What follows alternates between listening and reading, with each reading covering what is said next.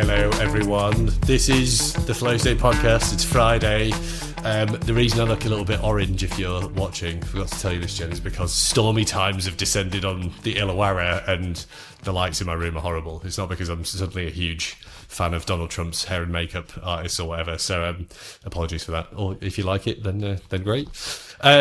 I'm joined once again. Jen, welcome back to conclude our conversation on the government and selling to the government. How are you? What's been happening since we last spoke? I've been well. Thank you very much. It's been busy. We've had all of the silver report coming out of Victoria government. So I've been crunching all the details around that. We've had mid-year budget updates coming out. Everybody's trying to squeeze their last tenders through the season. So it's a mad rush to the end of the year. Awesome. Love the the frenetic pace of what can we squeeze in before everyone finishes up at this time of year. It's fun. It's fun. So obviously we've got a few questions we didn't cover last time, which we'll get into, Jen. But I forgot to mention this before we jumped on, so a bit of a wild card to start with. Obviously, last time we spoke about the news media cycle having a big impact on buying decisions in the government, and it would be very remiss not to mention the fact that obviously the social media ban is now live across Australia. So I'd imagine that's fairly high on the government agenda. As you said, there's been a few reports coming out as well. Before we dive into sort of the first part on talking about buying groups, is there anything else that you've seen in the last couple of weeks since we spoke that you think would be currently on the top of people's radars and affecting their possible decisions that's in the media cycle at the moment? And could be good, bad, anything that's going on, just what's on the radar at the moment that you think would be on the agenda of government decision makers? Well, as I said, the silver report came out in Victoria. And so that is basically a review that's been going on since the beginning of the year that looks at efficiencies in government across a whole range of areas. But one big area is in workforce efficiencies. And so they've been looking at cutting the number of staff, reducing the number of external consultants and contractors in there. You would have seen CSIRO is getting rid of staff, etc. So I think that's one of the things that and also the other thing that came out of that is the need for greater transparency, focus on ROI, focus on senior executives in government having a lot more accountability for the programs of work that they are rolling out and making sure that they're adding value, making sure that they're not going over budget. These are all things when you look at for organizations that are selling into government, it changes, you're going to help them build rock solid business cases for programs of work they're looking to roll out. You're going to have to consider the fact that you might need to be upskilling government teams as you're rolling out programs because they're getting rid of a whole lot of senior and middle management. People who've got the experience. You might be dealing with more junior people, but at the same time getting rid of contractors who could have provided that expertise and consultants, and just being super clear on the value propositions. All lean into, how do we deliver efficiency? How do we support greater productivity? How do we show greater value back into the government, which, as we discussed last time, is about, creating jobs, better use of taxpayer, value, etc. So they're not, it's not new things in the news cycle, but it is certainly reinforcing the things that we've been seeing since the start of the year. Yeah, I was going to say, it's sort of more of a continuation of a theme, isn't it, really, yes, that you would have seen. And going back to, obviously, you and I both got links to the US, there's been a lot of that driven from their own efficiency sort of push over there, right? I think that's just it's a fairly global agenda point at the moment, right? Which I think is part of the broader I mean, luckily we're not using the full sledgehammer approach, getting rid of whole departments and things like that for the most part. There is some consolidation of small agencies within bodies within Victoria, but not we hope for the whole Department of Education to go. So. Yeah, not just redlining entire areas just yet, right? Exactly. Yeah, no, look, I think that's where we take a more pragmatic and I think sensible approach than our American friends always do. There's a bit less of the, sort of sound and fury approach, and more of a like, look, we obviously know we need to do stuff, but let's not go like throwing the baby out with the bathwater and then probably having to rebuild those departments that we've axed anyway. So, look, that's helpful to know, because I think obviously in the private industry we've seen a lot of the same pressures. Like, you know, a lot of, as you know, we do a lot of work with like technology oriented businesses. There's been a lot of consolidation in that industry over the last year. Obviously the big ones just have their annual firings anyway. You know, that's just something that you live with if you're in a giant enterprise technology business. So it's not, like you say, it's not, I don't think it's new news. I do think though that, I don't know if you're seeing the same thing, obviously as we sort of look at the end of this year and going into next year, but it does feel like things are turning a bit of a corner in private industry. Like we are seeing some sort of, you know, some thin rays of sunlight through the clouds, to use a topical example, just gazing out of my window, whether there are no rays of sunlight. However, getting into it, Jen, following on from our conversation last time, so where we left off was we were just about to talk about the buying journey and the obviously similarities and differences there between public and private sector. So I think the three things you brought up that would be great to sort of dig into are obviously similarities, long complex journeys. They're both there in both sides. Like obviously up at the top end of town in B2B in the private industry, that tends to be where the longer sales cycle journeys are. There's more people. I know you mentioned that there was some Foundry research that suggested there could be up to 25 people involved in a buying decision, which is a challenge to manage as someone trying to sell something. So talk to me about like what you see as the sort of similarities and key differences are, and how you think people can be addressing that, given just the, you know, the size of those buying groups and the diverse array of agendas in there. You know, like maintaining a conversation over a long time is hard with one person, let alone with 25. How do you think people should be approaching that? Yeah, I think, you know, so similarity wise is you do see some of the same similarities, right? You see, you know, people who are in there at a business standpoint setting what the business requirements are. Then you get the people who, you know, if you're talking a tech area or HR or something like that, they're getting down into the very specific product requirements that are going to be coming, and, you know, then start thinking about people who are going to be involved because they're more interested in what's the implementation and enablement and stuff that comes post-sale process. You know, finance people, procurement people, legal people, when you get into the contracting and the, you know, the ROI cases, et cetera, et cetera. So not terribly different from a buyer group, from a large, you know, say selling into a bank or insurance company or mining company, et cetera. Where you start to see things that might be a little bit different is if you're talking about a very big deal in government, there is a possibility of having a large consultant in there who might be in there first building a business case. So like a McKinsey or a Deloitte or even a large systems integrator like Accenture might be in there side by side and helping to build that business case out, but also look at, there's obviously, you know, a lot of integration work that might need to happen with different software systems and infrastructure requirements, et cetera. Some very large, again, engagements do get other intermediaries in there, sourcing advisors like ISG. So they are people who come in and actually will run a procurement process. And for government, they like them in there because it just provides another level of probity and, you know, kind of adults in the room who provide that oversight and do a lot of that initial work. And sometimes they're involved in the entire engagement all the way through. We'll actually run the entire procurement process, selection process, and sometimes even beyond the sale, and they'll do reviews and ROI evaluations, et cetera. So there are a couple of extra stakeholders that you might get. And by the way, if you're selling into like mining, financial services, sometimes you see those ISGs and others in the room as well, because sometimes they are legal and procurement specialists.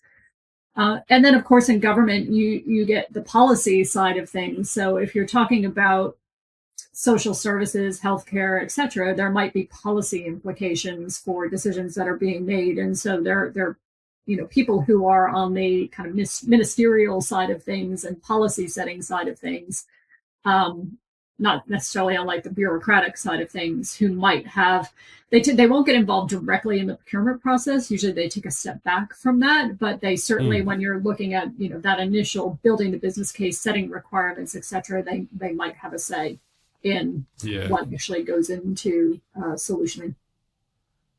Interesting. Yeah. And I know I wanted to dive into a bit of this with you as well, because I know you mentioned in your notes that exactly as you just said, like understanding the advisor and partner environment is really important in government, because they obviously play a bigger role. Because obviously in private sector you might have that, but it might just be like, there's a procurement platform that you have to use and you just fill some forms in. It's usually pretty straightforward. It's not it's like a box ticking exercise. Whereas I guess if I'm hearing you correctly, what you're kind of saying is like, look, we might have these 25 people, but a proportion of those people might require you to understand, what like Accenture's relationship with the government is and where they fit into your particular project, and almost mini buying group style, just work out who's involved in that and what their agenda is as well. Is that right? Would that be a sensible way to approach that?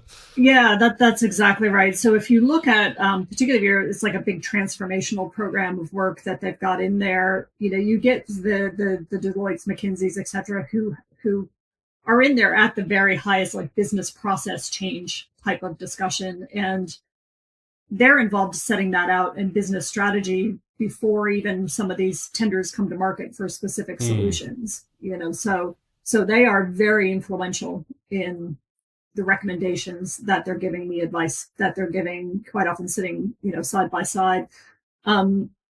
Because there have been some, again, issues over the past few years at both the federal and state level, you're starting to see federal government, New South Wales, as I said, the Victorian government are moving to reduce their reliance on these external consultants and build more internal capability. And particularly at federal level, there's a whole program of work to build a team of people who are business consultants and business analysts and bring that more in-house so they don't lose that knowledge and those skills and capabilities within the public service.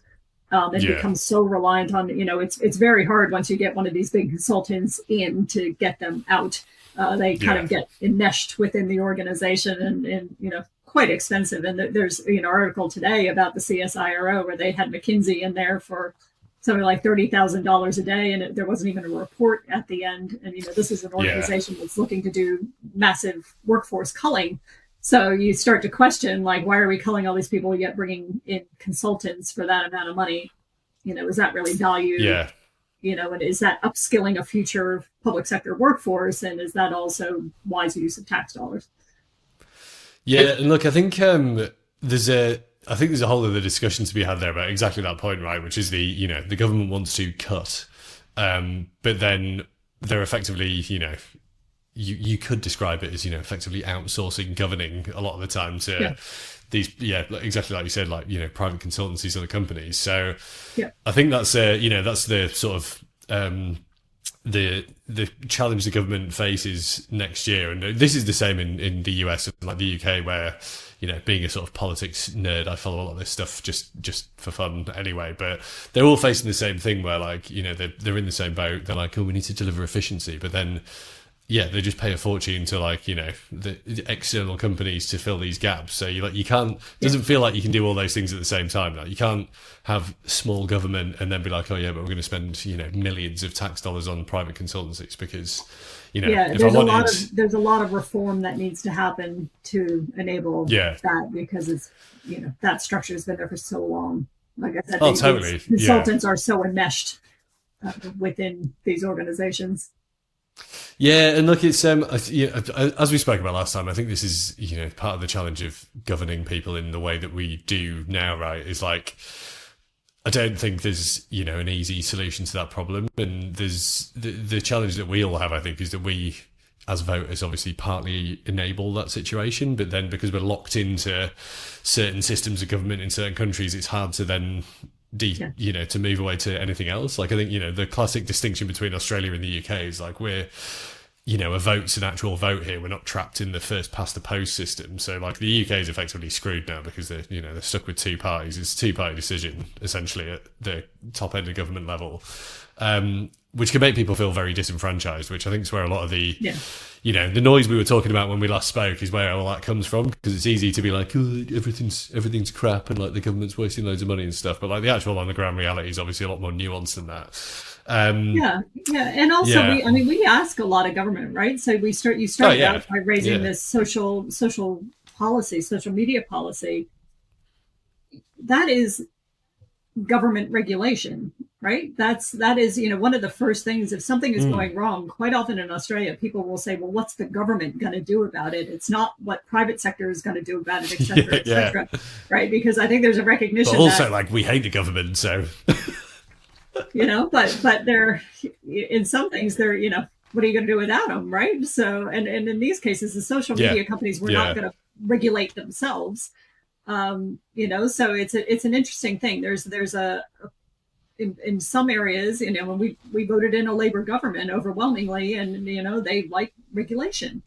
Exactly. It's in the first thing they look to: education, healthcare, etc. What's the government going to do about it? So while we say, oh, government's not doing a great job, government is evil, not looking out for the taxpayer, we turn to them constantly to say, fix these problems.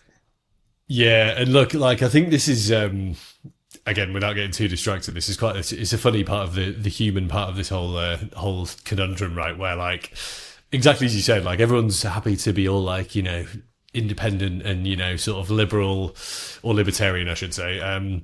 In good times, but then suddenly when things seem a bit wobbly, they're all like, oh my god, mum, dad, what, how are you going to help me now? And you're like, there's been obviously I've been following the social media ban discussion pretty extensively, because as I'm sure everyone knows, it's so easy to get around age verification, it's not even funny. So I obviously, I think the intent's in the right place, but I think the deployment is the best that you could have hoped for given the operating environment. But the important thing about it is it's massively raising awareness with loads of people who are would have signed up to Facebook. They're not like me. I'm sat in the digital bubble. I've been working in the digital industry for 20 years. So you've got an intimate understanding of how all these companies operate and work. But I kind of forget that the layperson has no idea that Facebook is essentially optimizing their entire platform to just get you to sit there a mindless drone scrolling your phone, and they don't understand the amount of money and effort and time that Facebook have put into engineering that just to keep you in there. And they don't understand the knock-on impact of exposing yourself to that kind of thing over and over again, because people just are not that self-aware all the time. So that is actually where I think, to your point, the government needs to be able to step in. But I just think the other challenge is, again, to your point, the frameworks and tools that we have at our disposal are never the ideal solution, right? I don't think this is the solution, but it's definitely a step in the right direction to address the inherent challenges that the social media industry is forcing on all of us. And I just don't think people are accountable enough to themselves to deal with it, to be perfectly honest, because they either can't be bothered or they're unaware that it's a risk. Yeah, or just don't have the time. They've got many other pressures in their life, and this is not kind of immediate concern. Putting food on the table, paying your energy bill is the immediate concern. And you can understand how we arrived, to round this off as a bit of a tangent, but I think you can totally understand how we arrived here, because when Facebook started, if like me, you were there before it was a thing and you've grown up with it, it was actually useful, back in the olden days when it just actually showed you stuff your friends were doing. So everyone, I think, in their mind is kind of clinging to that whole, this did actually used to be quite good just to keep in touch with, family in the UK or whatever, but now it's just this garbage sort of hose of just ads it's enshittification, right? That's the term. Exactly. We're sucked in. What are we going to do about it now? We'll just make it as bad as it is, but you're still going to stay. Yeah, exactly. Because there's no other clear alternative. You'd be the same, right? You speak to most people who are on Facebook and they're like, I'm on there because of Marketplace, or I'm on there because of my one friend who refuses to use anything else. And you're not on there because it's a great solution for a life enriching thing. You're I just want to sell my crap to local people, or your town groups on there or whatever. So anyway, without drifting too far off into that, I think pulling that back to our government discussion, Jen, which is I'm doing good on the links today. So we touched on this briefly last time, but let's dive into it now. So we know that if you're selling to government, you've got a long journey ahead of you. It's going to be complicated. As you noted in your notes, there's going to be some potential hard stops where a review needs to happen. You can't really progress anything necessarily. So how do you start to build an effective program to talk to and sell to the government, and specifically in relation to what we were just talking about, what should you be thinking about in terms of how you actually activate all that stuff and get in front of these people? Like, what's the best sort of starting point to do that?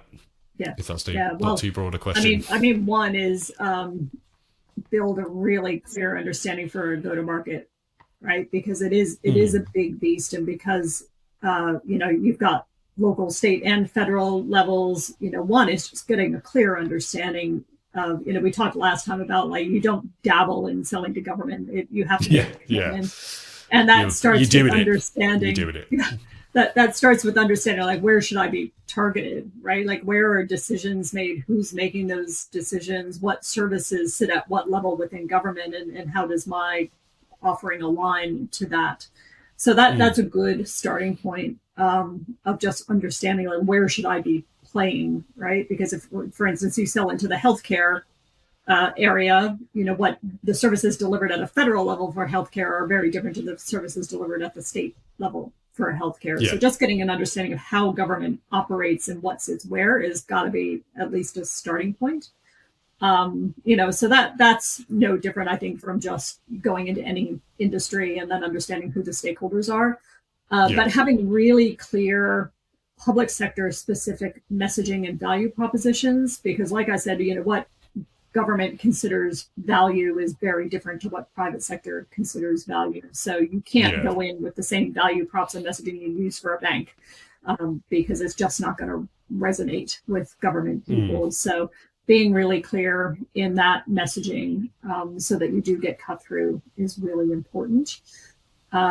Understanding also where government people go for information is another critical thing, because, again, they're looking for different things. There are,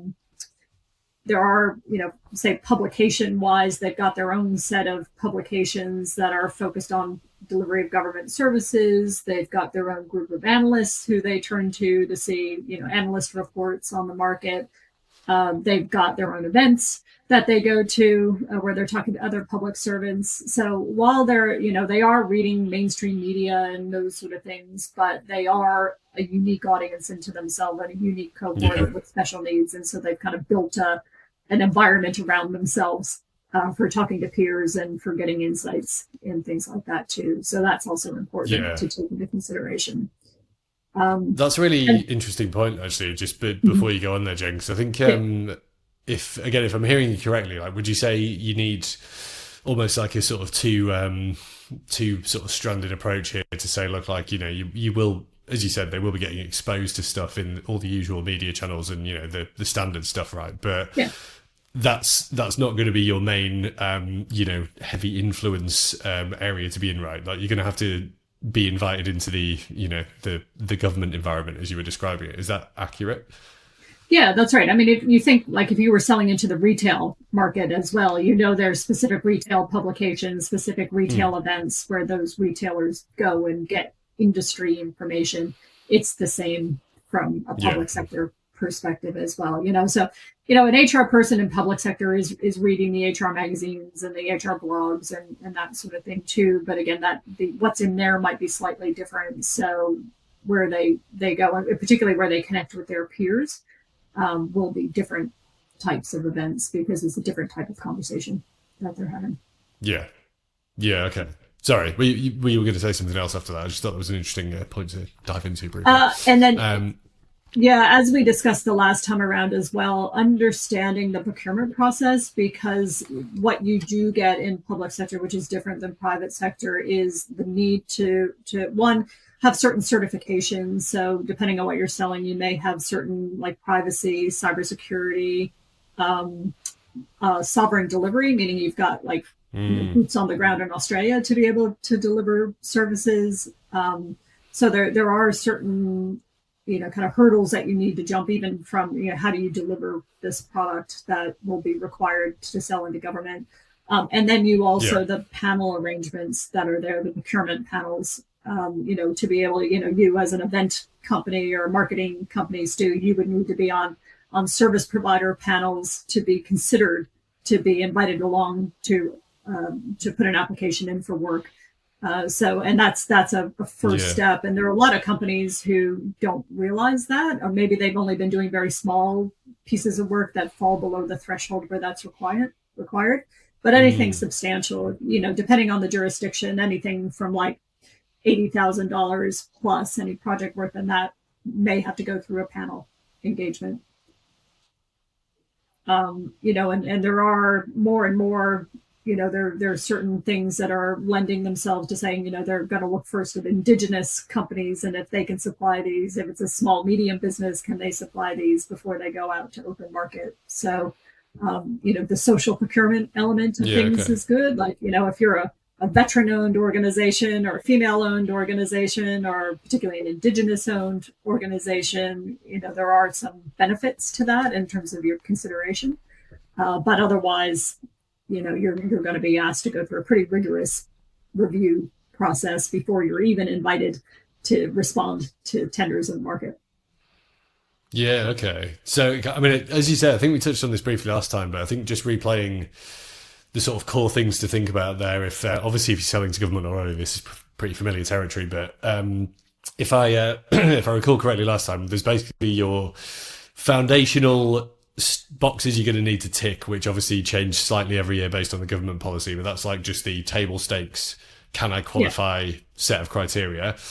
Then, as you said, you've got your standards, very same as the way that we work, right? Identify all your stakeholders, your buyer group, all the people involved. Bearing in mind, you've got probably some distinct mini subgroups in there if you've got consultancies, partners, advisory stuff. And then it sounds like the third sort of area that you need to consider, which you mentioned, Jen, is like your kind of tiering, I guess, which is like, are you targeting state or federal government or even really local government? Yeah. And what's the volume or value of the projects that you're going after, as well as the actual individual application? Well, I guess that's technically 4. So there was table stake stuff, buyer groups, level of government, tier of project, and then, the actual, what is it, which industry or area you're looking for. Is that a sort of sensible way to think about it when you're building your initial strategy? Yeah. I mean, really, it's like, your target accessible market, right? Is like, realistically, if you're a small business that hasn't done work in government, like, are you going to tackle defense as a one-off? Like, no, probably not. So, kind of, can I win $100 million contract? Could I just get in there? Might be a bit much to take on as you first go, right?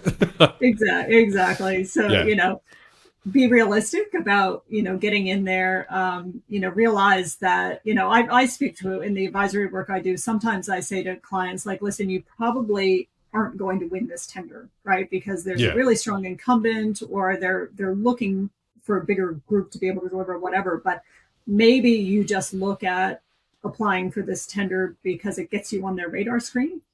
Or the other thing we quite often say is, like, this is not something you want to tackle directly. However, if you find the right partner and almost do like let them be the prime contractor into government and you're a subcontractor to them, to start establishing some credibility, some contacts, some, kind of delivery verification that you can actually work with government, etc. And then and that's a way to also work around, if you're not on a panel yourself, to be able to tender directly, if you've got a partner who can pull you in behind as well. So look at your approach to market, because it may not be in a direct approach to market. You may want to do it through partnering. Yeah. And I guess that kind of leads on to the next question as well, which is there's always an important distinction between, is this the first time that you're actually trying to sell into government or whoever, right? Because there's a lot of credibility establishment and, basic groundwork that you're going to need to do that you won't need to do if you've got 1 or 2 projects under your belt already. So, the comparable example, I guess, I'd give in private industry is, like when you're a startup, like nobody's got any idea who you are. You've got to do all the basic groundwork, right, to introduce yourself and, show people what you can do. And then if you get into that scale up phase, you're like, okay, well, people know you and you're doing some good work, but you've still got a lot of credibility building to do to prove that you can do the bigger stuff. And then beyond that, you're into established SME or enterprise, right, where you're like, you're going back and continuing to try and win more work. And but having said that, I always feel like it's useful, even if you are established, to go back to foundational basics, because that's where you can be tripped up, right? If you're sort of skipping over the creds pieces, the case studies, they're like, look, we're still to your point, like you always need to, you demonstrate the value you're adding, right? So, I think that's I think what I took away from our conversations today is exactly that. It's like those sort of tiers are, it's important to understand contextually where you sit, right, in order to understand what kind of work you'll need to do to be successful. Yes. Yeah, that's exactly Sorry, that wasn't right. a question. And That was I mean, more they of just are a statement there. Yeah. But if you're a smaller company, I think a lot of smaller companies have been very hesitant to take on government because I understand it is a commitment. I understand there are some very established players in there, but both the federal and state governments have been putting a lot of work into changing their procurement policies and practices to make it more attractive because they want to support particularly the Australian economy and the Australian business and sovereign SMEs, Australian domiciled companies. And so they've been doing a lot of work to make it easier for that to happen. They've been doing so, for instance, in the AI space, they've been doing the federal government did like an AI open day almost, where they invited small AI companies in for like a networking session, a show and tell type of session, and so they're interested in doing that. And they're, like, as I said, one of the things they're trying to do is become less reliant on these big, one end-to-end transformation programs that require the big consultants really are the only ones who can handle that, or the really big software providers are the only one who can deliver to those. But by breaking those big transformation projects up into small bits, it makes it a lot less risky to go with a smaller player. And so I would say if you're from an SMB, it might be time to have another look at government if you've been scared of doing it before. Again, maybe don't tackle defense straight out the bat. But there are a lot of smaller government agencies that you can look at where, you quite rightly could be in there with a good chance if you develop the right value propositions, your solution meets the specific requirements of what they need. Yeah. And look, I think I draw an interesting parallel with software development as well there, because this actually, I think, is where the government can generate a lot more efficiency, even though it sounds a little bit counterintuitive in that the more you break things down into smaller chunks, like exactly as you just said, like the faster and easier it is to get things done.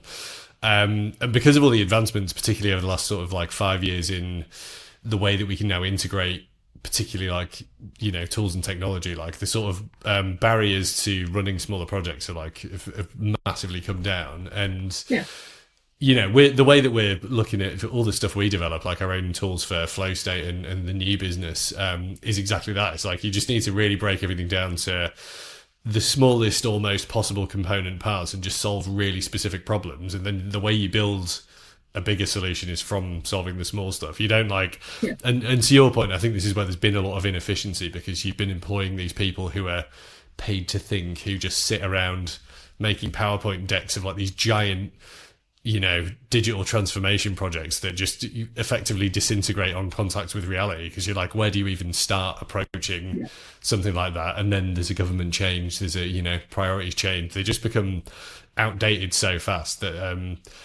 I think it's just very old school thinking from, to your point earlier, like the way that whole side of running government has been structured, and particularly the way a lot of the more old school consultancies are structured, like your PwCs and accountancy type people. I know they're all trying to modernize, and there probably are some very modern thinkers there, but there's still very much that whole like, no guys, we're solving big problems here, like, and we'll come down from the top to the bottom. Whereas, I'm very much more like, no, let's like be aware of the end goals at the top, but start at the bottom with stuff you can actually tick off and do, because it's much better to do something than to do nothing, right? Like that's one of the core tenets, the things that we expect from the government is they need to be doing stuff, not just floating around there talking about stuff, right?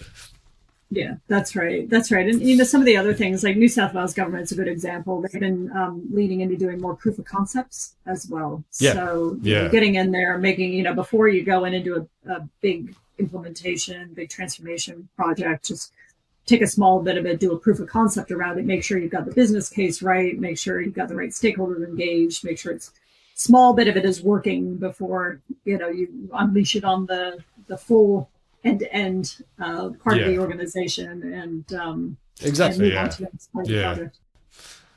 And I think the one of the ways, to round that off, like one of the things they released relatively recently that I thought was really effective which was digitally oriented, was the app, the Snap Send Solve app or whatever it is, where you can report stuff directly to government departments. And it's like, again, a simple solution to a problem that they obviously have. Like, people have a lot of stuff that they want done in their local area. Previously, that would have been like emails, phone calls, letters, you know, direct one-to-one engagement with everybody. But it's not something that, you know, I don't want to go and have a conversation about the fact that a tree's growing into the power lines on my street. So now you just literally take a photo of it, it gets dealt with, someone comes out, and like it's much better for everyone, because you just know that the boring parts are getting dealt with efficiently and the actual end result happens a lot faster. So that stuff I'm a really big fan of, and I particularly like that one because I know loads of people who use that now, where you're like, you know, you don't, there's potholes everywhere, that everyone's aware of that, just take a photo, done, it's great.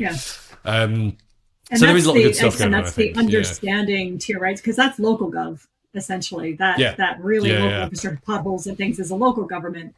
And they're really where the rubber hits the road, literally, is in local gov. There are, you know, unless you're, you know, apart from like your taxes, unless you're, you know, having to deal with immigration or, you know, coming through Sydney border control or, you know, something like that, most of your interaction is going to be with local gov around tactical things like that, right? Totally. So so they're again, another one that is interesting if you're trying to sell into. Local gov can be very interesting because essentially one local government to another local government, they do the same stuff, right? They run sporting fields, they run libraries, they deal with potholes. Like, the remit for local gov really does not change dramatically from local government. The scale obviously changes in terms of, you know, kind of size of population and size of environment they're trying to manage, but the services are essentially the same.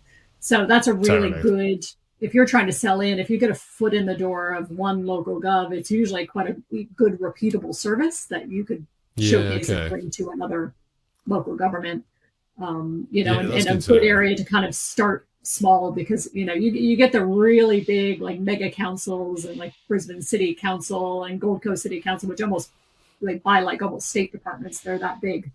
But you get into some of the smaller local councils, and, you know, they're very small teams.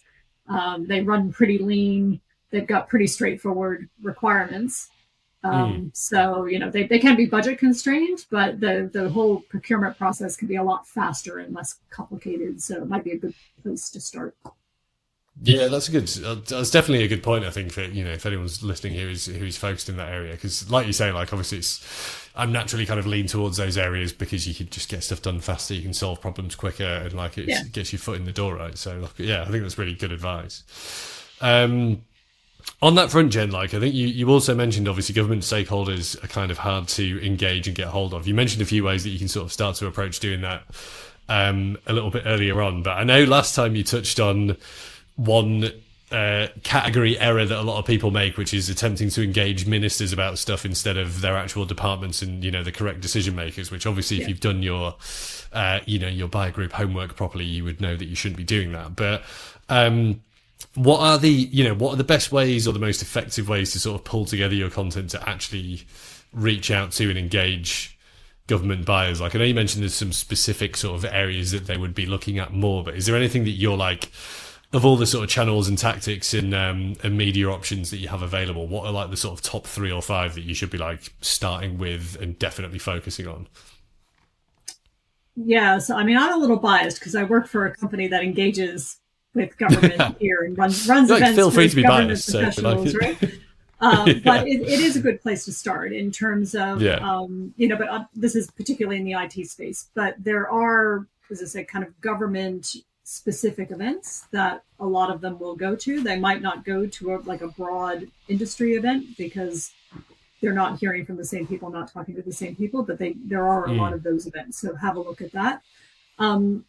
There are, as I said, a lot of them, particularly once you get onto some of those basic like marketplace type of panel arrangements too, they are becoming much better in terms of engaging industry and having like open days and inviting suppliers in to talk about issues and showcase their solutions and that sort of thing. So that's also something to have a look at, because if you want to get serious about it, you know, they are the buyers who are going in and having those conversations. So have a look at what programs and work the government runs themselves. As I said, I work mainly in the IT space, but if you look at like Queensland government runs a regular IT suppliers briefing where they get agencies in to talk about their programs of work. They talk about major new policy updates. The Digital Transformation Agency at the federal level runs regular programs of bringing people in. They ran that AI open day that I mentioned. They also have a great newsletter and a great webinar series that talks about their changes that they're making in the procurement space for anything ICT related. New South Wales government is also very, very good at engaging industry through their procurement teams. So make sure that you're going on to these government portals that talk about government procurement, like buy.New South Wales, buy.vic, and there's a lot of information there already about what they're looking for, who they are, and making sure that you're seeing that they have these events coming up. So that's a good one. Yeah, cool. Yeah. Yeah, look, that's really useful, I think, because we, again, going back to what you were saying earlier and sort of tracking all that back to where we started, like that's where, if you are just starting out, you can be super efficient, right? Because like the way that we gather all this information for our clients now is mega efficient to pull together those mini, like, who's who, what's on their agenda, what are they talking about, just to give you a good sense of where to start. So I think that's where, obviously, as we've been talking about, Jen, just getting that foundational groundwork together is so important. And then, like you say, if you know that there's those environments you want to be looking at, it's now very easy to just do a quick, what's happening across insert area from these sources and get a good sense of what's going on, right? Yeah, absolutely. And sign up, like I've got just really basic stuff. I've got Google alerts set up for different, like Vic government, New South Wales government, federal government. I've signed up to a whole bunch of newsletters. So there's one called the Mandarin, which covers federal government really well. It talks a lot about new policy coming out, new programs of work, kind of who's moving where. So they're a really good one to tap into as well, just for kind of general news of what's happening from a government perspective. So there are a lot of those kind of niche ones that are out there. There are a lot of, if you do feel like tackling defense, there are a lot of like defense specific newsletters as well that you can find and sign up and just hear about all things defense related and what procurement they're doing too. So I would suggest that just keep your finger on the pulse in terms of what's happening in these. You could even get alerts directly from the government, sign up for some of their, premiers, newsletters, all of that, press releases that come out. So, if you're serious about government, understanding what's happening in the business of government and what their top priority issues are is, real critical to be able to relate. I hear you're having this problem. Here's how I can help you. Yeah. And look, like, I think, again, that's super useful advice, because that's where it's circling back around to where we started on the similarities. I feel like that's where that best practice is, it's just applicable everywhere, right? And like, I know we've spoken about this previously in separate sessions. You just need the right information going in order to get the right outcome coming out, right? So like, I think that's where, if you skip over the diligence around the audience, the people, everything you've discussed around the specifics of government, you're just not going to be successful, right? You just need to really zoom in and understand those nuances in the way that they're approaching engaging suppliers, I guess. Yeah, exactly right. Well, look, I think that's a perfect point to round off the discussion, Jen. Like, is there before we do though, is there anything from our previous two conversations that you think you would call out at this particular time of year? Because obviously, in private industry world, everyone's sort of in one of two states of mind. They're either in a mad, frantic rush to finish as much as possible before they go on holiday, or they mentally potentially are already on holiday and are just ticking some boxes before they go away. And then, obviously down here in Australia, realistically, stuff's not going to start happening again until the end of January. So, like, what should we be doing right now other than getting ready to relax, obviously, over the summer holidays? Like, what's the, is there anything you should be thinking about? Or is it a great time just to do a bit of planning and research and, just set yourself up for next year? Absolutely, yes, on that. It is a good time. Budget cycles are really, really critical within government. So having a really clear understanding of the budget cycles is going to be important. A lot of them have either just released or are about to release their mid-year budget cycle. So this is just like, how did we do for the first 6 months? Did we overspend, underspend? How are these programs going? Kind of, have we reached the milestones we thought we were going to? In some areas, occasionally there might be some additional budget freed up if they, realize that they haven't spent it all in the first half of the year. They're going to free up some project budget for the second half of the year. So if you're already on these panels, if you're already engaging with government, there might be some project budget coming up for the next couple of months. So get on that quickly. Government can be like some private sector as well, which is like if you don't use it this financial year, you lose it. So, they're going to want to make sure that any money they've been allocated, they actually spend because it doesn't carry over to the next year. But they're already starting to think about the next financial year for the new budgets that those generally, so the next financial year budgets generally get announced around the late May, early June time period, which means they're starting to scope out what next year is going to look like already. So now is the time to start those conversations and get in front of them and get them thinking about where they need to spend and how they can spend it. Will be really important. And then understanding. Great. So we've got the big election, Victorian election is in November next year.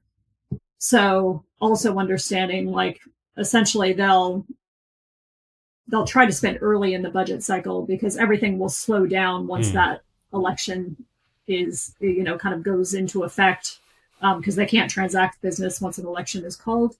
And then if there is a change of government, which pundits are not necessarily saying is going to be the case, but if there is a change of government, you see machinery of government changes. So obviously a new budget needs to come out. There might be changes to departments or agencies merging or splitting or something like that, which also kind of resets all the budgets. So so if you're selling into Vic government in particular, you need to take that into account for your go-to-market planning. Yeah, bit of a big flag in the sort of map for the year there to be aware of for sure. Yeah, yeah, cool. And look, that all makes sense, Jen. I think I've totally forgotten what I was going to ask you now. So I feel like that's a solid round off point for the discussion. So that was it. So I assume obviously if anyone does want any assistance with this, they should talk to you, right? Yes, absolutely. So, reach out to me, find me on LinkedIn. I'm on LinkedIn and happy to talk to you. That's like my day job is working with organizations that want to sell to government, helping to build their sales and marketing programs and do market research and market intelligence sort of work. So, absolutely reach out. Happy to have a chat with you about how we can help. Cool. Well, look, thanks so much for joining again, Jen. I think we covered a lot of ground in both of those, but I think all of that was super useful and obviously, resonates with what we're doing in the private sector across flow states. So it's just interesting to talk through the nuances of approaching the government because there's definitely a bit more structure and forethought that's required. So appreciate you jumping on, Jen. Thanks again. And you heard it there. If you want to talk to Jen about this stuff, give her a shout. Find her on LinkedIn. Get in touch.